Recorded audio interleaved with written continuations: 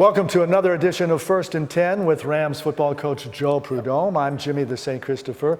Rams went down 2 weeks ago to Houston Baptist, 58-13. Then they took last week off. It was an early bye for the Rams.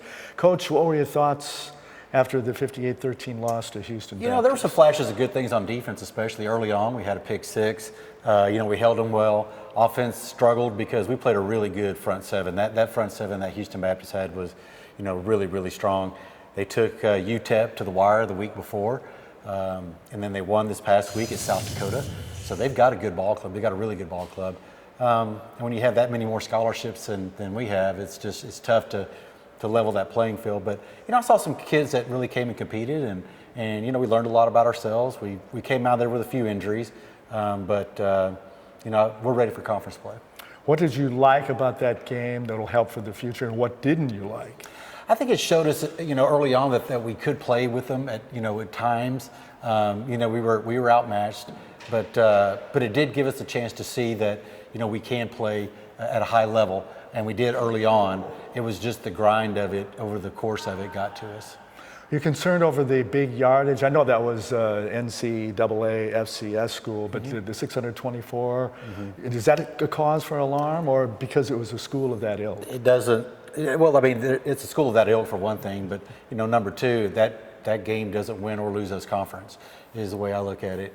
And it was an experience that to play at that high of a level with those guys.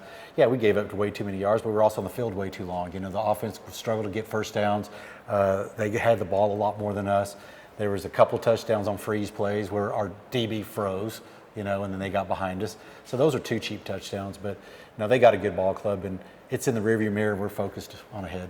Keaton Hubner was the leading rusher, I believe, in that game. How does he look as a backup quarterback to Donovan? He's good. He kind of gives us a different dimension. He's a runner. We've really developed his passing here of late. He's thrown the ball much, much better, so we expect him to be more of a threat there. He's a big, solid kid that can run, and he makes good decisions in the run game. His decision making in the passing game is getting better. So he's a real good yang for Donovan's yang. So. Here with Coach Joe on First and 10, Coach Joe Prud'homme with Jimmy the St. Christopher. Bye was last weekend. We talked a couple weeks ago about it being that early, but did you like it being this early? We needed a break of some sort, either that or a home game. We didn't have the home game, so the bye was a decent alternative. But yeah, we needed it. We were a little banged up coming out of that game, as you could well expect. It just came at a good time. Now we got to get back on the road now. We started out, we went north to Kansas, went south to Houston. Now we're going out west to Arizona, then we're going to go east to Arkansas. So we've hit all four dimensions, I guess, or directions. So it's, we'll take the road show out and just see what we can get done in Arizona. And you have sack play beginning this weekend in Arizona against a very tough Ottawa Spirit club. Yes. Size them up for us. On the surface, they look like the best team in the conference. They've got a really great quarterback. Their offense is cranked up. Their defense has always been, pretty good. Now they've added speed to it. They're flying around. They give you a lot of different looks. They blitz a lot. They're designed to confuse people, and they do a good job with that. They disguise a lot of things well. Special teams, they may have the best punter kicker in the conference. So on the surface, I would say they're probably the favorite, in the conference at this point. With that said, at least it is now an NAI opponent within conference for us, which we feel, we're better prepared for now. So we'll see. They had a bye last weekend as well. Now, going back to you guys with the bye being this early after the second week, do you start jumping in right away on looking at film and preparing for Ottawa like last weekend, or you just take the weekend off? Oh no, you work throughout. You work throughout. We work to try to get ahead because, like I said, that's probably the top team that I can see in the conference at this point. So we felt like we had to work ahead.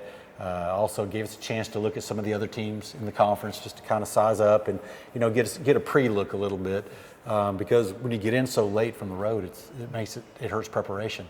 No, we definitely worked ahead.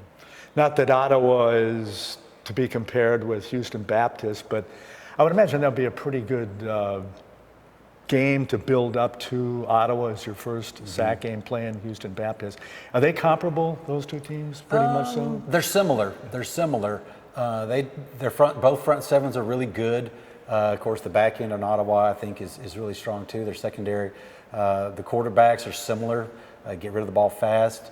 They're great at buying time behind the line of scrimmage to look downfield. They've got an arsenal of weapons, and they've got a really good run game. So yeah, I would say they're an NAIA version of Houston Baptist as far as their execution and their strong points. Do you have to do anything different to prepare for their quarterback, Austin McCullough? A little bit, yeah, a little bit. He's so efficient, and he's just done. He just really knows how to produce. He knows how to run that offense. We've got to be able to disguise some things. We got to be able to be disruptive. We got to bring some pressure at times, and we got to mix it up, because you can't have a guy like that just know what you're going to do. That's not a good thing, because he'll dice and slice, if you're not careful. How daunting is that to be facing a quarterback that threw up over 1,000 total yards now in 2 games and nearly 700 passing? Well, it's daunting, but if you go into it thinking that way, you're defeated before you even start. So, we're hopeful that we've had a lot of good prep work as well. We know that the guy can play, McCullough can play. There's just no question about it.